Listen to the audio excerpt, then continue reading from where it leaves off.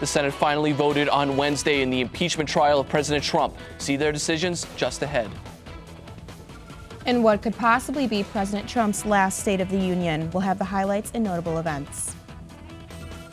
We're breaking down the situation in Palestine and President Trump's Middle East plan, how it could be dangerous for Palestinians.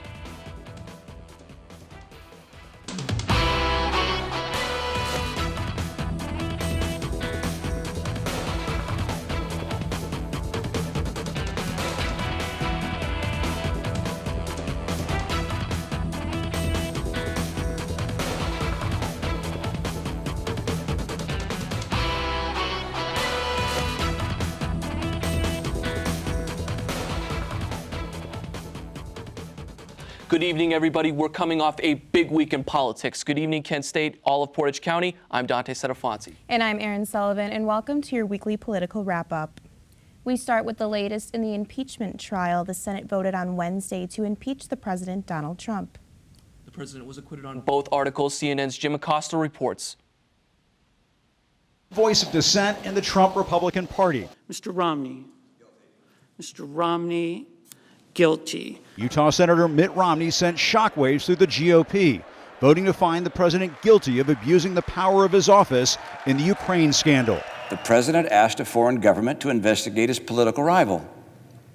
The president withheld vital military funds from that government to press it to do so. The president delayed funds for an American ally at war with Russian invaders. The president's purpose was personal and political. Accordingly, the president is guilty of an appalling abuse of public trust. Romney defended his decision as one of conscience and faith. My faith is at the heart of who I am. I take an oath before God as enormously consequential. I knew from the outset that being tasked with judging the president, the leader of my own party, would be the most difficult decision I have ever faced.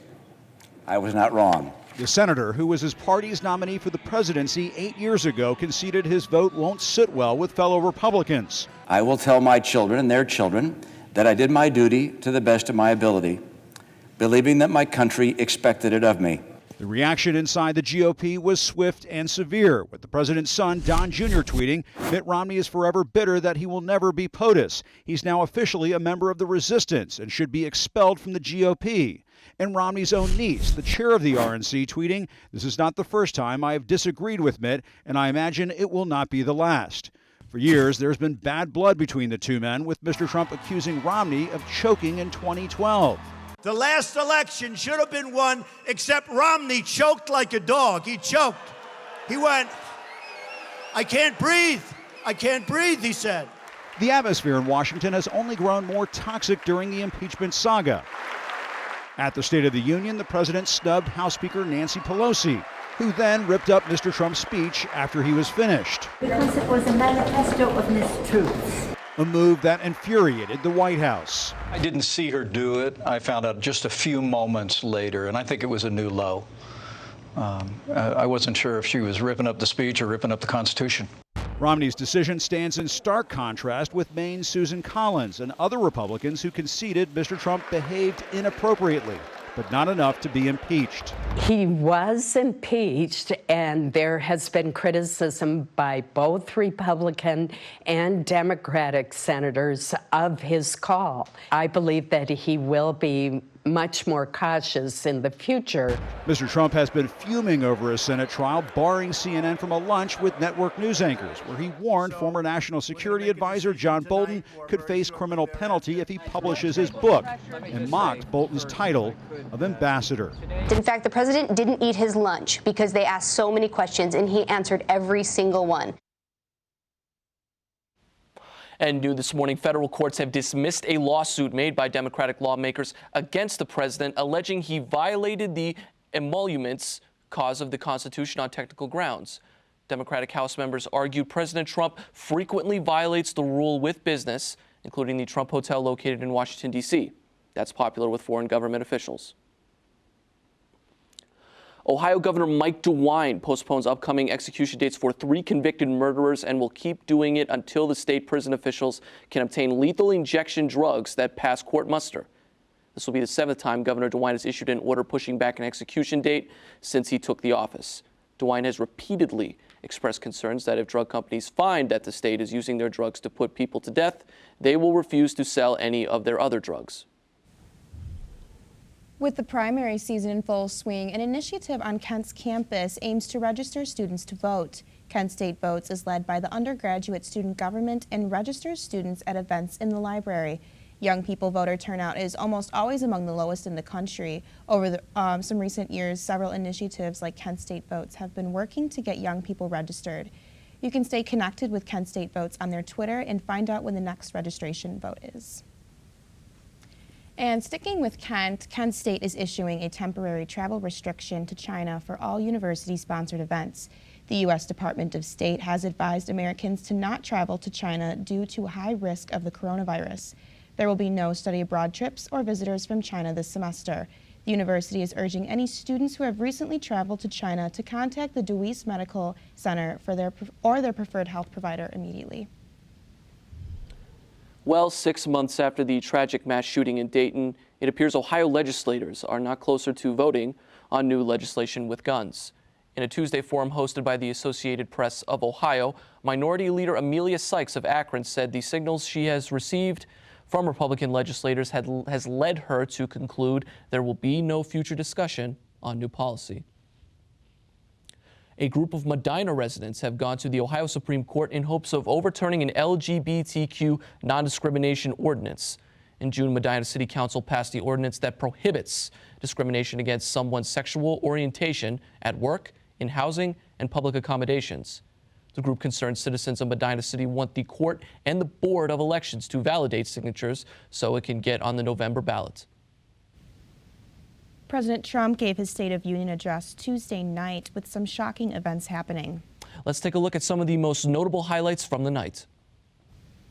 A controversial radio personality, Rush Limbaugh, makes history during Tuesday night's State of the Union address. Rush Limbaugh becomes the first person to receive the Medal of Honor during that annual event. First Lady Melania Trump placed the medal on Limbaugh, who was sitting next to her. He appeared to be visibly surprised during the moment. President Trump referred to Limbaugh as a, quote, special man and, quote, the greatest fighter and winner that you will ever meet. Limbaugh, who has hosted his namesake talk show for 31 years, announced Monday that he's fighting stage 4 lung cancer. The Medal of Freedom is typically given to individuals who have made especially meritorious contributions to the security or national interests of the United States, to world peace, or to cultural or other significant public or private endeavors, according to the White House. And a father of a Parkland school shooting victim was in attendance, but not for long. Fred Guttenberg was ejected during the State of the Union address Tuesday night. He yelled, quote, "What about my daughter?" as President Donald Trump talked about protecting Second Amendment rights. His daughter, Jamie Guttenberg, was among those killed in the 2018 Stoneman Douglas High School shooting. Fred Guttenberg later regretted his outburst and said that he owes his family and friends an apology. Guttenberg added that he will try to, quote, do better as he pursues gun safety. House Speaker Nancy Pelosi was visibly angry throughout the president's State of Union speech Tuesday. As President Donald Trump finished his address, Pelosi ripped her copy of the speech. A source close to the California Democrat says it wasn't planned. A White House official said Pelosi behaved, quote, pretty small for such a big night.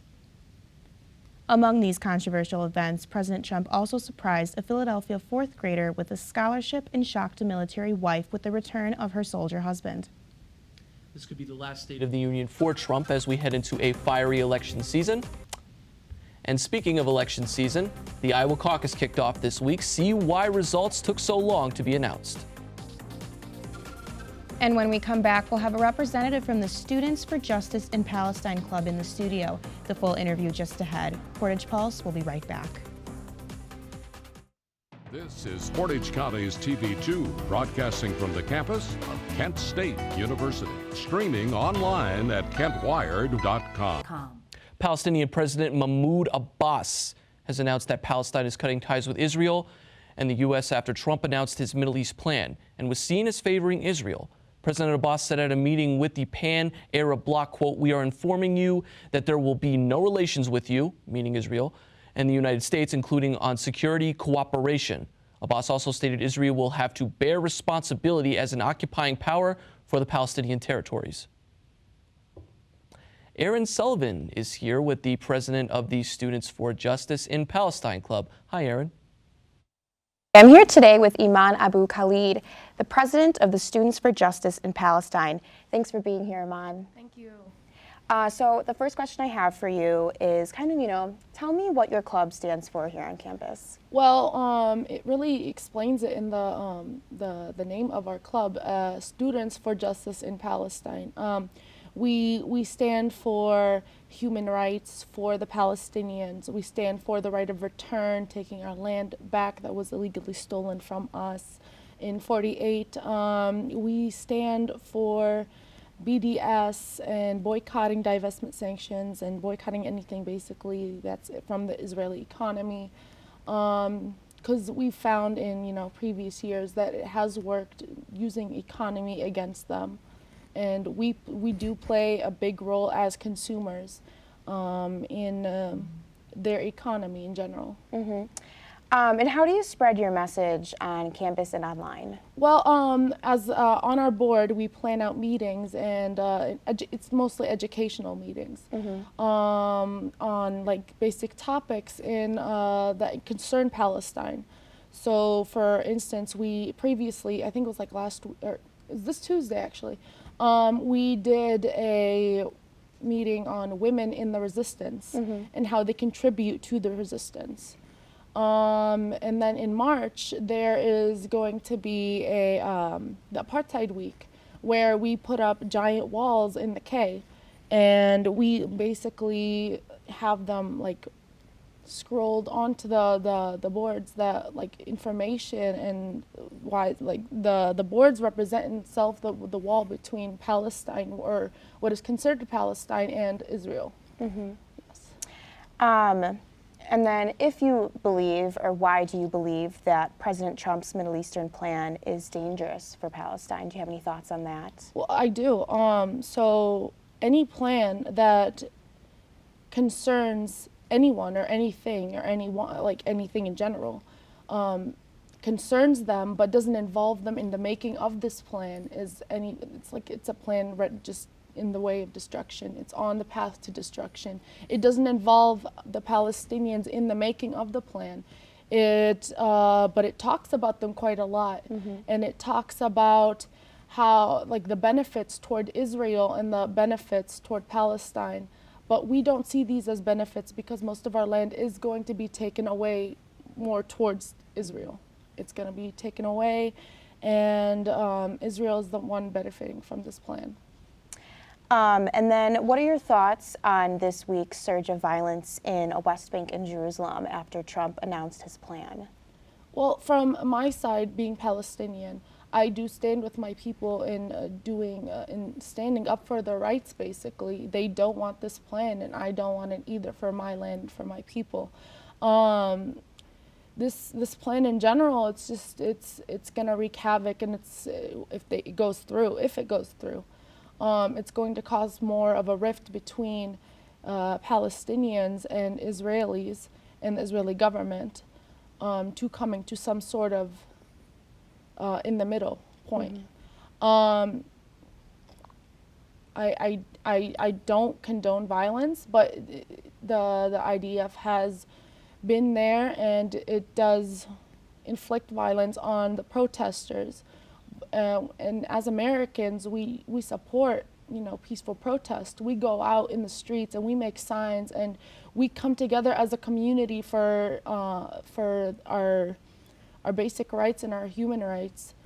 And I fully support the Palestinians as they go out into the streets every night and day, going against what they think is illegal towards them. And then for the plan, it says what it would do is it would create small, demilitarized Palestinian states. Do you believe this is dangerous? Do you have any concerns about this? I believe it's just another way to control the Palestinian state. They want to build little mini like you said, demilitarized like points inside the Palestinian state that they want to make. It's a way to control us, basically. If something goes wrong, or they want to control the economy, they want to make sure that we stay under their rule, their control. All right, well, thank you so much, Iman, Yeah, for being with us today and hearing your side, and for the club at Kent State. That's all we have for today. Thank you for joining us, Iman, again. Thank you. And back to you, Dante. Thank you much for that great interview, Aaron. He was a key witness in the House impeachment inquiry into President Trump. Now, Lieutenant Colonel Alexander Vindman is leaving the National Security Council. According to a source, Vindman told his colleagues he will leave the White House position in the coming weeks and return to the Department of Defense. Vindman's time on the council was expected to last until July. The source could not confirm if Vindman is leaving voluntarily or being forced out by the president. On Friday, Trump was asked if he would like Vindman out of the White House, to which he responded, quote, "I'm not happy with him." Would you like to see Alexander Vindman out of your White House? Do you want Alexander Vindman? Well, I'm not happy with him. You think I'm supposed to be happy with him? I'm not. They'll make that decision. And it's not only Vindman that President Trump is upset with. Republican Senator Mitt Romney is bracing the wrath of Trump and Republicans after his impeachment vote. Romney voted that Trump was guilty of appalling abuse of the public trust and was the first senator to vote to convict a president of their own party.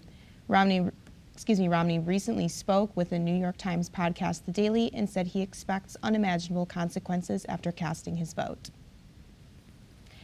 And the results from the Iowa caucus are in. Let's send it over to Dante Centofanti, who will break down what happened in the Midwest this week. Dante? Thanks, Aaron. Now, after months of Sanders and Warren being the main frontrunners of the Democratic campaign, Iowa shocked the nation by giving most of their delegates to Pete Buttigieg. Pete Buttigieg, the 38-year-old former mayor of South Bend, Indiana, and Afghanistan war veteran, outlasts Senator Bernie Sanders by 2 votes. Take a look at this. Mayor Buttigieg leads by 1 point percent. That's just 2 votes ahead of Sanders. Iowa has 40 delegates, which Buttigieg will receive 13 of. Senator Sanders will receive 12 delegates. Senator Warren trails at 18%, with 8 delegates going to her. 6 will go to Vice President Joe Biden, and 1 will go to Senator Amy Klobuchar. Earlier today, the Iowa DNC announced the deadline for candidates to challenge the caucus results will be Monday. The focus of the race for the Oval Office goes to the state of New Hampshire now, where fellow New England Senator Bernie Sanders holds a narrow lead. According to a Boston Globe/Suffolk poll, Sanders has a 1 point lead, over second place Pete Buttigieg, while Elizabeth Warren is in third with a 2-point lead over Vice President Joe Biden, who is in fourth. And now the nation looks to New Hampshire, who will have their presidential primaries on Tuesday, February 11th. An al-Qaeda leader was killed in an airstrike 2 weeks ago, and this is the first time people are hearing of it. We'll have more on this story coming up soon. Tensions between Nancy Pelosi and Donald Trump are at an all-time high. Catch the report in just a couple of minutes. Portage Pulse will be right back. The White House announced that al-Qaeda leader Qasim al-Rimi was killed in an airstrike in Yemen 2 weeks ago. Rimi was leading the leading terror group in Yemen, and reportedly expressed interest in attacks against the United States. Rimi has been on America's most wanted list since 2015, when he announced he was taking over Yemen's al-Qaeda affiliates. An American couple's honeymoon turned into a nightmare after being among thousands quarantined on cruise ships. Newlyweds Melina Basso and her husband Gaetano Cirillo are aboard on the Diamond Princess docked in Yokohama, Japan. After one passenger tested positive for the Wuhan coronavirus, now 61 people on board, including 8 Americans, have confirmed infections. They're appealing to the U.S. President Trump for help. We've been ready, and we just don't feel like we're safe. If they're really concerned and worried, we should be quarantined in a sanitary environment that's safe, not on a cruise ship that's already infected. Donald Trump, save us. Get us a government-based airplane. Not just like get us off the ship. For the first time, the Irish Nationalist Party, Sinn Féin, could see a political breakthrough at elections this Saturday. Opinion polls show the party ahead of Ireland's centre-right Fine Gael and Fianna Fáil, just 48 hours before the Irish general elections on February 8th.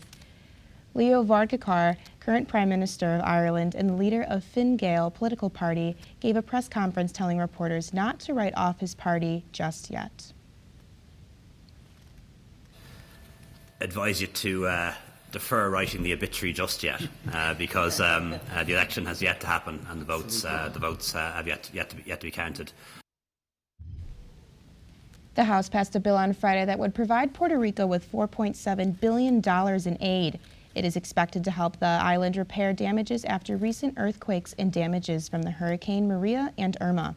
The Trump administration has since issued a veto threat over concerns for misuse of previous aid provided to the territory. Democrats have responded by noting that the funds were overseen by watchdogs. There is major news in German politics as the state governor has resigned after just 24 hours in office. Thomas Kemmerich of the Free Democratic Party was voted in with the support of the far-right local MPs to be elected. Kemmerich denied having their backing, and Chancellor Angela Merkel said his installation with the help of the Alternative for Deutschland party was, quote, unforgivable. After the UK left the European Union in January, an 11-month transition period began. The transition period still has the UK following the EU's customs and rules, but citizens cannot vote or run for office. The UK's next step is to negotiate a trade agreement with the EU. The UK wants to have as much access as possible for the goods and services to the EU. Formal Parliament talks are expected to begin in March. House Speaker Nancy Pelosi met with Venezuelan President Juan Guaido. Take a look. Good afternoon, everyone. It was a great honor to welcome to the Capitol what we consider to be the President of Venezuela. We were all thrilled that he was at the State of the Union address the other day and received such an overwhelming bipartisan welcome to the Capitol. We believe that the plight of the people of Venezuela is a challenge to the conscience of the world, and we will all stay with you, Mr. President, in that fight. We want free and fair elections. We want strong bonds between our two countries. We want the oil executives who were rounded up by the corrupt Maduro regime to be released. And it's no surprise that Nancy Pelosi and Donald Trump went head-to-head again this week. To wrap up our show, Janine Moose has the details on the latest Pelosi versus Trump shutdown. Round two in the post-State of the Union slugfest. In this corner, Donald Hail to the Chief Trump. Nancy Pelosi is a horrible person. And in this corner, Nancy the Ripper Pelosi. The two started fighting about prayer at, a prayer breakfast. Amen. Nor do I like people who say, I pray for you, when they know that that's not so. I pray hard for him because he's so off the track. I pray for the president. She doesn't pray. She may pray, but she prays for the opposite. But I doubt she prays at all. They tear into each other. She tears up his speech. And now Pelosi is being ripped for allegedly pre-ripping that speech. The theory being it would be easier to dramatically tear it up at the end of the president's address. Critics pointed out little notches on the pages as they sat on the speaker's desk. The Trump War Room tweeted this moment when Pelosi appeared to take pages behind the desk and fiddle with them. Here tonight is a special man. Trump supporters erupted. She pre-tore them. Nancy, really? Your antics are done, missy. Premeditated political theater. But Pelosi's spokesman said it was not pre-planned. The speaker notched several pages in order to denote falsehoods in the speech as she went along.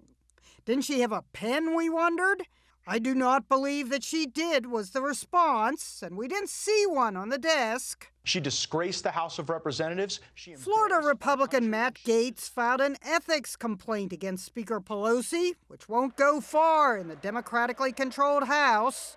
And talk about notches. You can count on these two to keep on taking each other down more than a notch. He's a horrible person. He's so off the track. Jeannie Mo, CNN, These are vicious people. New York. But they do two things. They air our stick together. children breathe, the water they drink. That this is your week in politics, Portage County. Kent Core has their second episode tonight at 9, and you won't want to miss it. I'm Erin Sullivan. And I'm Dante Setafonte. From all of us at Portage Pulse, have a great night, Portage County.